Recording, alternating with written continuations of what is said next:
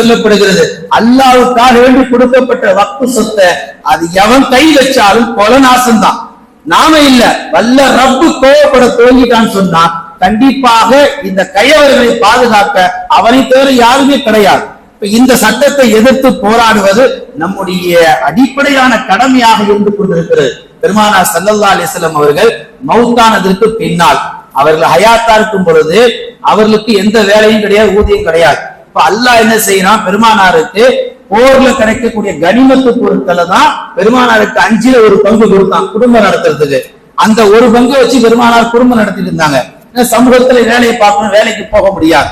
ரசூல் ஸல்லல்லாஹு அலைஹி வஸல்லம் மௌத்தா போனதுக்கு பின்னாடி ரசூலுல்லாஹ்வுக்காக 5ல் 1 பங்கு வந்துட்டு இருந்துச்சு இல்ல, அந்த ஒரு பங்கை கணக்கிட்டு அன்னை ஃபாத்திமா நாயகி என்ன செய்யறாங்க, அலி ரலியல்லாஹு கூப்பிட்டு ரசூலுல்லாஹ்வுக்கு ஒரு பங்கு 5ல் 1 வந்துட்டு இருந்துச்சு, அந்த 1 சட்டபூர்வமா பிரிச்சு கொடுங்கன்னு சொல்லி தன் கணவர் அனுப்பி வைக்கிறாங்க அபூபக்கர்ட்ட.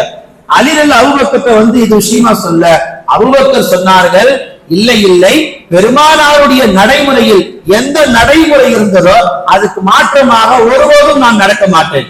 பெருமானார் ஹயாத்தாக இருக்கிற வரைக்கும் தான் அல்லாஹ் அந்த சட்டத்தை சொன்னான், 5ல் 1 பங்கு உங்கள் குடும்பத்திற்கு எடுத்துக்கொள்ளலாம். நீங்க ரசூலுல்லாஹ்வுடைய மருமகனாக இருந்தாலும் சரி, அவர்கள் ரசூலுல்லாஹ்வுடைய மகளாக இருந்தாலும் சரி, ரசூலுல்லாஹ்வுக்கு அல்லாஹ் கொடுத்த பொது சொத்துல 5ல் 1 அது சொத்தா பிரிச்சு தர முடியாது. அது அல்லாஹ்வுடைய பாதையில ரசூலுல்லாஹ் கொடுத்த வக்ஃப் சொத்து. எனவே என்ன நீங்க தப்பா எடுத்துக்காதீங்கன்னு சொல்லி அபூபக்கர் அவர்கள் அலி ரலியல்லாஹு இந்த செய்தியை சொல்லி காமிக்கிறாங்க. கொஞ்ச தூரம் போன பிறகு அபூபக்கர் கூப்பிட்டு சொன்னாங்க, வேண்டுமானா அந்த 5ல் 1 பங்கு உங்க சாப்பாட்டு செலவுக்கு வேணா காசு கொடுக்கப்படுங்க ஒழிய உங்களுக்கு நிரந்தரமா அது சொத்தாக்கி தரப்படுவதற்கு ஷரியத்துல இடம் கிடையாது, அப்படி செய்வது தவறு என்று சொல்லி அபூபக்கர் ரலியல்லாஹு அவர்கள் அன்றைக்கு அலி ரலியல்லாஹு அவர்களுக்கு தெளிவாக புரிய வைத்தார்கள். நமக்கான செய்தி என்னன்னா, இப்ராஹிம் அலைஹிஸ்ஸலாம் காலத்திலிருந்து இந்த நொடி வரைக்கும் அல்லாஹ்வுக்குன்னு சொல்லி ஒரு குண்டூசி கொடுத்தாலும் சரி, ஒரு மலை அளவு சொத்தை நாம எழுதி கொடுத்தாலும் சரி, வாய்வார்த்தையா கொடுத்தாலும் சரி, அது அப்படியே அல்லாஹ்வுக்காக தான் பயன்படுத்தணும். ஒரு சட்டம் தெரியுமா என்னன்னு தெரியல, சட்டம் ஏற்றியதும் தெரியாது அந்த அதிகாரிகளுக்கு, அவங்களுக்கு சட்டம் எடுத்தான் தெரியும், ஷரியத்துல உள்ள விளக்கங்கள் தெரியாது.